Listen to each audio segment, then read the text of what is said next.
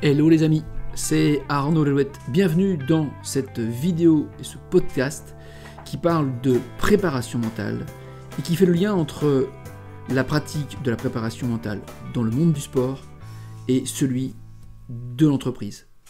Bonne écoute. Bonjour à toutes et tous, bienvenue dans ce nouveau podcast, cette nouvelle vidéo. Et ce matin, en tout cas aujourd'hui, j'avais envie de partager avec vous l'enjeu de la décision, en tout cas l'impact de la bonne ou de la mauvaise décision sur la performance, en quoi le stress joue un rôle, est un enjeu majeur, et donc de partager avec vous mes 6 clés, mes 6 façons de procéder pour faire en sorte que ce stress vienne moins m'empêcher de prendre les meilleures décisions pour rester le plus performant possible. Peut-être que pour commencer, on peut effectivement tous imaginer qu'il y a un point commun entre le sportif de haut niveau, l'entraîneur d'une équipe, le manager d'une équipe, voire même les parents vis-à-vis de nos enfants qui rentrent dans la phase des études, et même les enfants eux-mêmes quand ils sont en posture d'étudiant. Bien décider, c'est quelque chose d'important. Bien décider de la bonne tactique, bien décider de l'orientation pour ses enfants, bien décider pour un étudiant de la façon dont il va mener, par exemple, sa campagne de révision, la façon dont il pourrait aussi mener les 4 heures de devoir qu'il a à faire.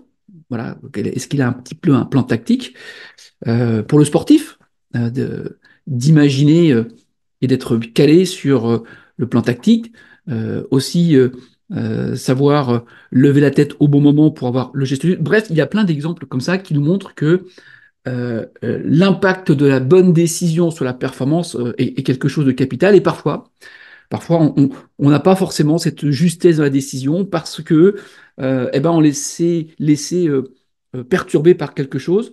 J'aime à dire que souvent, sans lucidité, il ne peut pas y avoir performance. Et ce qui peut nuire justement à ce manque de lucidité ou à cette baisse de lucidité qui peut se caractériser par une baisse de la vigilance, une baisse de la concentration, une baisse d'énergie. En tout cas, sans lucidité, il n'y a pas de performance. Alors, peut-être pour mieux comprendre l'impact du stress, euh, s'intéresser un petit peu sur ce mécanisme. Alors, j'aime bien utiliser la méthode FPECR. Voilà, FPECR. Le point de départ de toute situation de stress qui peut nous amener à prendre une mauvaise décision ou au contraire être capable, malgré ce stress, de garder la bonne décision, c'est qu'il y a toujours un fait. Il y a toujours quelque chose qui arrive, un fait. Alors ça peut être l'arbitre qui siffle, ça peut être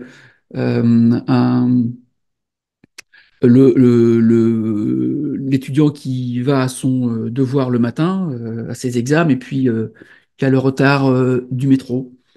Ça peut être le manager qui reçoit un mail lui-même de son supérieur qui lui demande de faire quelque chose là, maintenant, tout de suite, alors qu'il n'avait pas prévu.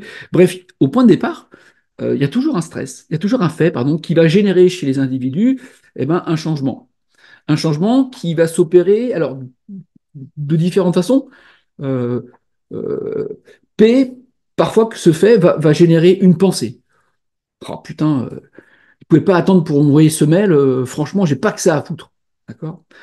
Ou une émotion de se sentir, par exemple, dans son corps, sentir une émotion au niveau de la cage thoracique, on se sent oppressé au niveau du sternum, et une émotion qui peut être de ce type de la colère, de l'agacement, de la frustration. Et puis généralement, ça va générer un comportement. Et c'est ce comportement qui souvent peut lui-même être adapté ou inadapté. Comportement de dire, bon, voilà, pour répondre à cette sollicitation de ce manager ou de ce mail, j'annule tous mes autres rendez-vous sans forcément mesurer la portée de la conséquence de ces actes parce que j'ai mes collaborateurs que je devais voir pour qui c'était très, très, très, très important d'avoir un point avec moi. D'accord? Ou l'étudiant qui décide de bâcher, voilà, et puis il s'énerve, et puis tant pis, eh ben, il rentre chez lui fâché, ou alors il trouve une excuse pour sécher le cours. Euh, dans le cadre du sport, c'est voilà, je m'agace sur l'arbitre, je commence à discuter et à discuter et à discuter avec l'arbitre, alors qu'au contraire, je devrais rester calme et me replacer. Et puis, ben, je prends un carton. Voilà. Donc, il y aura toujours un fait. Et puis après, il y a ce triangle magique, PEC, pensée, émotion, comportement. Ça peut rentrer par un comportement, c'est-à-dire que le fait peut déclencher chez moi un comportement, je me retourne, je hurle sur l'arbitre, d'accord. Ce qui génère chez moi une émotion d'extrême frustration et de colère, et puis des pensées qui vont devenir des pensées négatives et limitantes, du style de toute façon, c'est toujours la même chose, cet arbitre, c'est un gros nul, et puis de toute façon, il nous aime pas, et de toute façon, et voilà, et c'est parti. Et de retourner finalement dans un comportement qui va être de grommeler, de râler, et forcément, on imagine la contagion auprès des autres partenaires ou l'agacement de l'arbitre qui va finir par nous mettre un carton. Voilà, donc il y aura toujours ce fait qui va générer chez nous ce triangle PEC de pensée, émotion, comportement. C'est pas l'émotion qui est emmerdante, c'est pas la pensée qui est emmerdante, c'est surtout le comportement que l'on fait, d'accord. Et donc, moi, ce que j'aime à faire, c'est que, eh ben, c'est de regarder finalement, dans certaines situations, ce comportement, il a généré quel résultat. C'est très intéressant dans le sport quand on a la chance de regarder les matchs à la vidéo, c'est rétrospectivement de se rendre compte que même si effectivement on va se trouver des bonnes raisons, hein, oui, mais l'arbitre, et on va essayer d'expliquer pourquoi on a fait ça. Le problème, c'est que ce triangle infernal, il a généré un résultat, et si on regarde froidement le résultat, on va voir que bah ouais, il y a eu une expulsion. Pendant cette expulsion, l'équipe s'est retrouvée en sous-effectif, et ce sous-effectif, il a créé quoi? Eh ben, il a créé qu'on a pris un but. Ou alors cet énervement de l'étudiant vis-à-vis de son professeur fait que, à tort ou à raison, il s'est retrouvé en retenue. Et il y a plein d'exemples comme ça. Et je trouve que c'est très intéressant, à froid, de prendre l'habitude justement de débriefer cette situation et de regarder effectivement l'impact qu'a eu cette situation sur le résultat.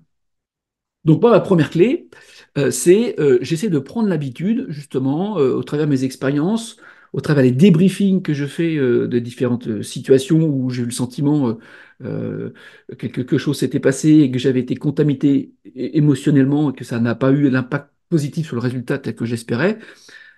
Première chose, moi j'essaie toujours maintenant de repérer les situations qui ont tendance à se répéter. Voilà. Je crois que ça, c'est le point de départ, c'est la clé numéro une, c'est repérer, parce que finalement, ce mécanisme, il a souvent tendance à se reproduire, et on a chacun un mécanisme, on peut appeler de vrille de stress. C'est souvent les mêmes faits qui vont générer les mêmes pensées. Hein. L'arbitre qui génère ma pensée, quel connard, qui fait une émotion où je suis en colère, et le comportement, c'est que j'aboie avec des yeux, j'ai l'impression que je suis un viking qui va le bouffer, l'arbitre. Bon, pourquoi ça m'arrive à moi plutôt qu'à un autre joueur? Ça veut dire qu'il y a quelque chose qui se passe. Donc je peux, prendre l'habitude de repérer ces situations. Et donc la deuxième clé, c'est de repérer le mécanisme. Est-ce que le mécanisme s'enclenche par une pensée? Je suis pas en forme, euh, j'ai pas confiance en moi, je suis pas à ma place, les autres sont meilleurs que moi, ou de toute façon cette matière, elle m'a jamais bien réussi, qui va générer une émotion de colère, de tristesse, d'angoisse. Donc, en fonction de ces situations, donc c'est ça la deuxième clé. Première clé, situation. Deuxième clé, c'est quoi le mécanisme, cette voie d'engrenage. Et la troisième clé, c'est de regarder finalement cette pensée, ces émotions, ils ont généré quel comportement, quelle attitude. Si les autres me regardaient et me faisaient un feedback sur ce qu'ils ont vu ou ce qu'ils ont entendu, eh ben ça donnerait quoi? Ça, on n'a pas toujours l'occasion, comme les sportifs de haut niveau ou les sportifs tout court, de revoir la vidéo. Mais par contre, quand on a des gens qui nous ont observés de l'autre côté, eh bien, ils vont pouvoir nous dire ce qu'ils ont vu ou ce qu'ils ont entendu. Des grossièretés, quelqu'un qui gueule, quelqu'un qui jette sa raquette, ou au contraire, quelqu'un qui va carrément se figer, l'air ébahi. Bref, c'est toujours intéressant, même si ça demande du courage hein, d'aller re-regarder, de se reconfronter avec ces situations, de regarder justement le comportement généré.